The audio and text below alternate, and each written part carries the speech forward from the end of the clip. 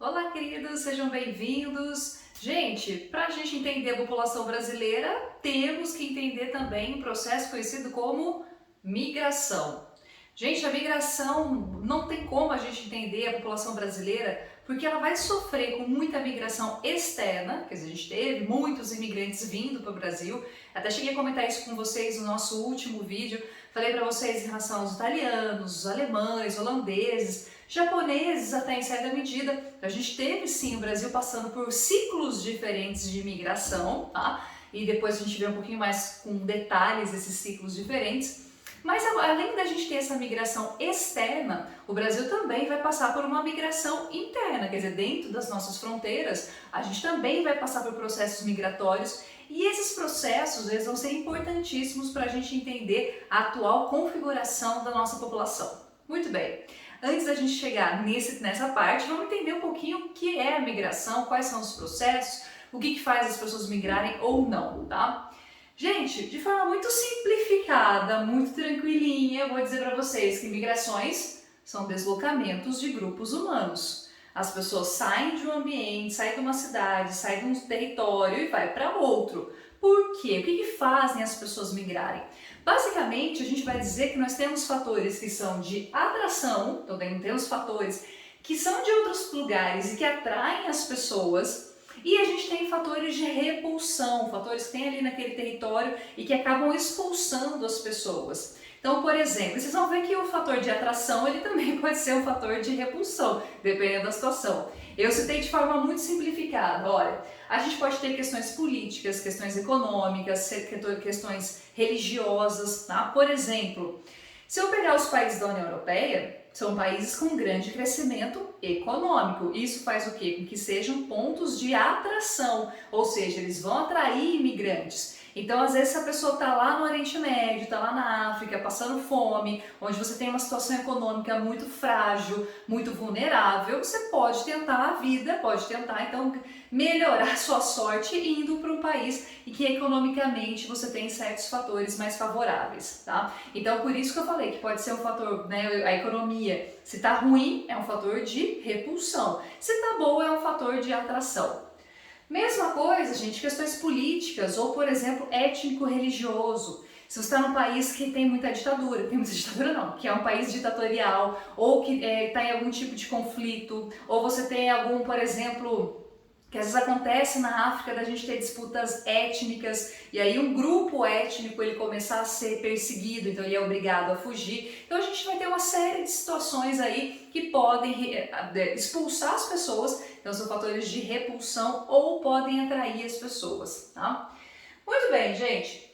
Isso tudo, então, faz com que as pessoas migrem, isso tudo faz com que as pessoas se desloquem. Só que aí a gente vai ter tipos diferentes de deslocamento. E eu tentei fazer um esqueminha aqui, gente, espero que eu tenha sido clara com vocês. Eu fiz aqui um esqueminha para vocês entenderem que essa migração, ela tem uma questão, uma ordem de duração, então ela pode ser classificada em relação à duração, ela pode ser classificada em relação ao espaço, né, se ela está dentro das fronteiras do país ou fora das fronteiras do país, a relação da forma e ainda a questão do controle. Mas vamos por parte. Vou começar primeiro com a questão da duração.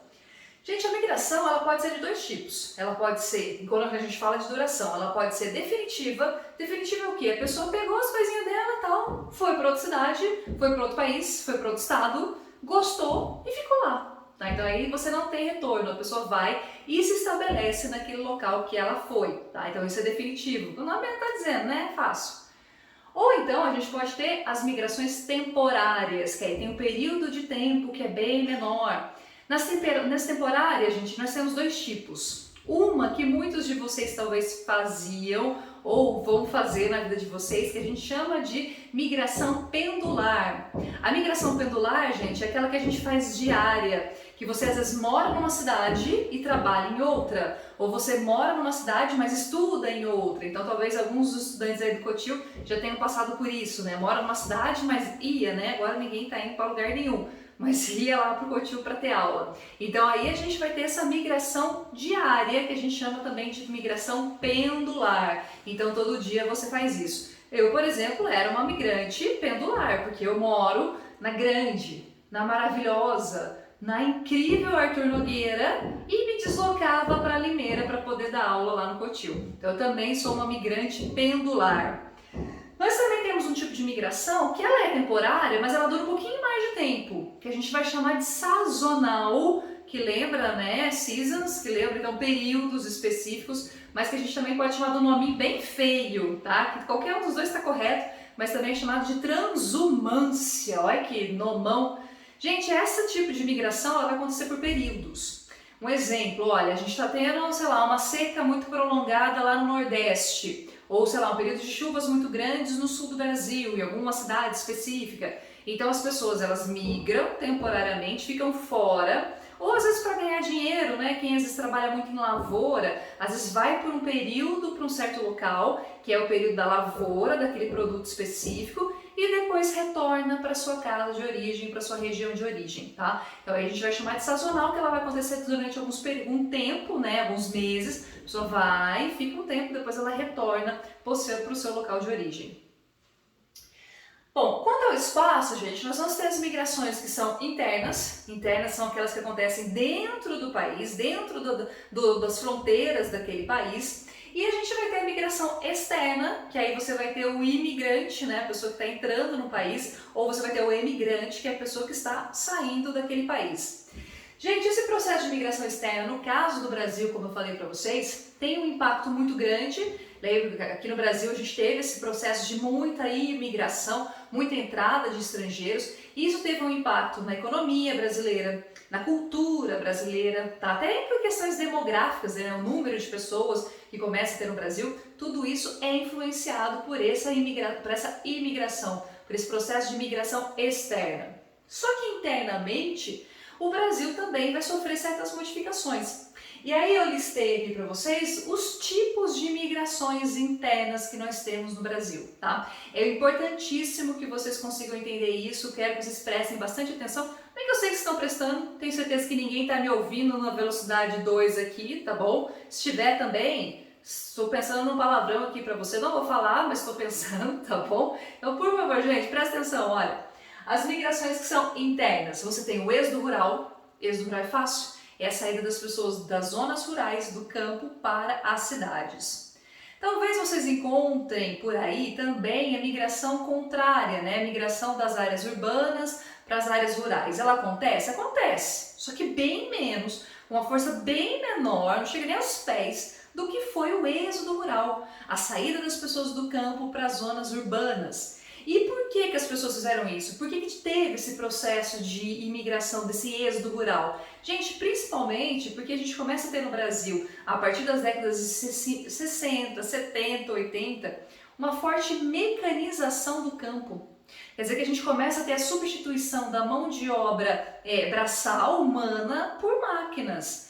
Esse processo colabora com o êxodo rural. Outro processo que também ajuda no êxodo rural, a gente começa a ter processo de industrialização, que vai acontecer no caso brasileiro nas cidades.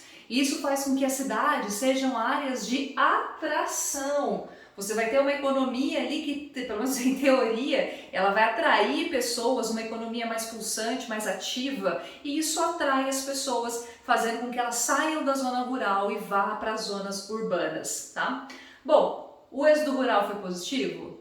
Não muito, tá, gente? Quando a gente pega, principalmente em decorrência desse processo de urbanização e industrialização, a gente vai perceber que muitas dessas pessoas que saíram do campo e foram para as cidades, que aliás acontece até hoje, grande parte dessas pessoas são pessoas sem escolaridade, analfabetas, muitas delas nunca trabalharam numa empresa, então muito provavelmente quando elas vão para as áreas urbanas, elas vão trabalhar em subempregos, ou então ficarão desempregadas, vão trabalhar no setor informal. Muitas dessas pessoas, porque a maior parte delas não tinha onde cair morto, não tem dinheiro, então quando vão para a cidade não tem onde morar, tá? Não tem como pagar um aluguel, não tem como pagar comprar uma casa própria, então meu Deus. Então muitas dessas pessoas acabam indo parar nas favelas, Então aí o processo de favelização no Brasil aumenta, quer dizer, você vai ter ainda mais pessoas morando nas favelas.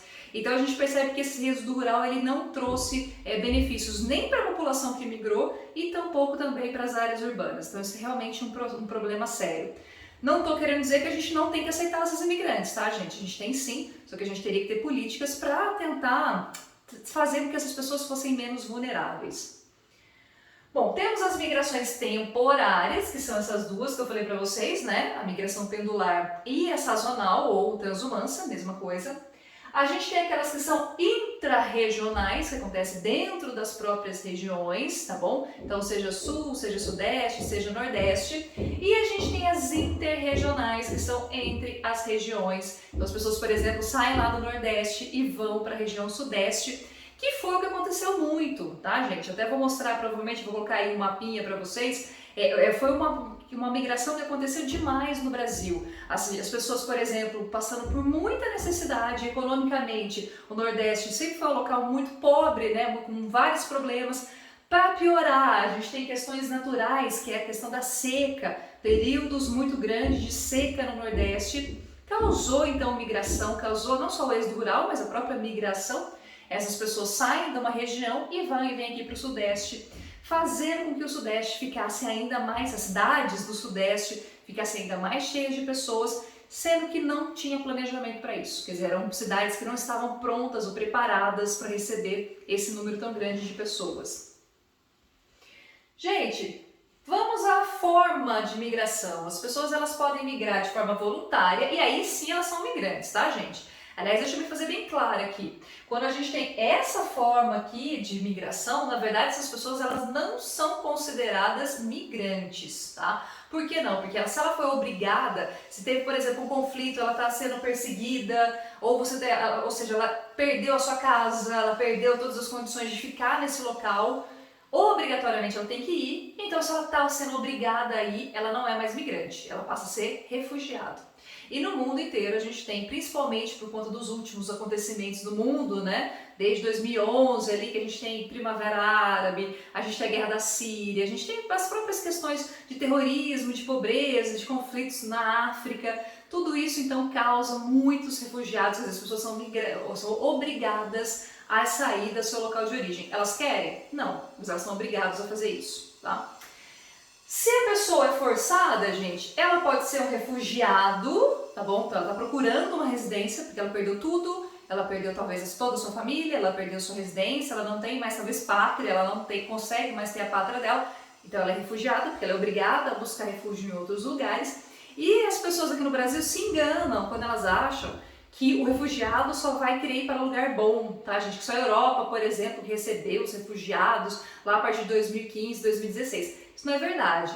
Grande parte dos refugiados ficam muito ali nos países vizinhos. Pô, cara, gente, pensa bem, se o cara tá refugiado, se ele perdeu tudo, ele não tem dinheiro para pagar para ir ali para a Europa, tá bom? Que não é tão barato, mesmo que ele vá de barquinho com mais 100 pessoas no barco, que cabe 20 pessoas, ele tem que pagar por isso, ele não vai ter dinheiro para isso. Então, muito provavelmente, ele tem que ir para lugares mais próximos e aí ele vai se refugiar em países vizinhos, criando muitas vezes campos de refugiados, gente, que são às vezes até piores do que as comunidades ou as favelas brasileiras, tá? Então, ser refugiado não é bonito, não é bacana, não é legal, é difícil, tá? A gente tem problemas sérios, problemas humanitários sérios relacionados com os refugiados.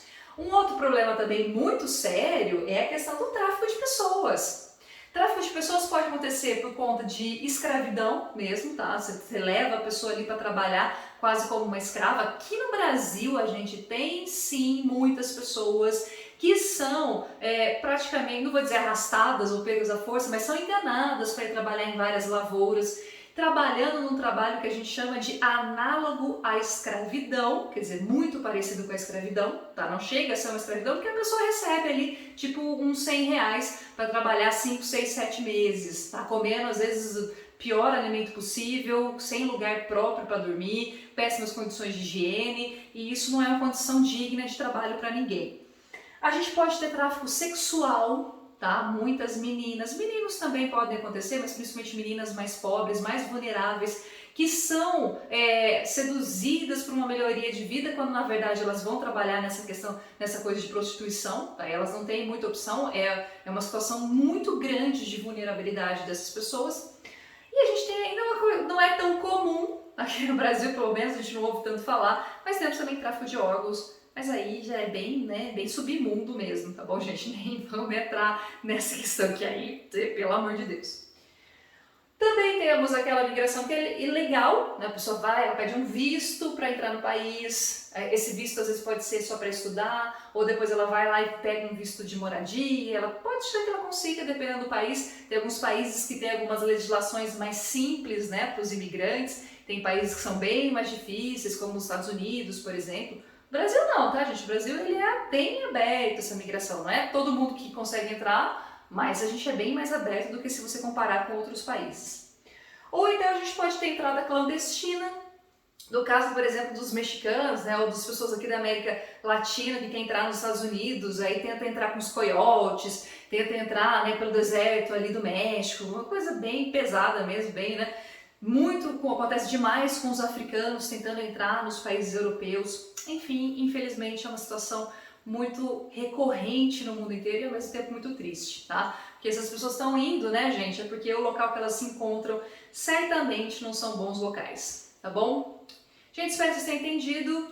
Qualquer dúvida me manda uma perguntinha lá no Classroom ou aqui no YouTube mesmo, tá certo? Obrigado pela atenção de vocês, um beijo e até o próximo vídeo. Tchau, tchau, gente!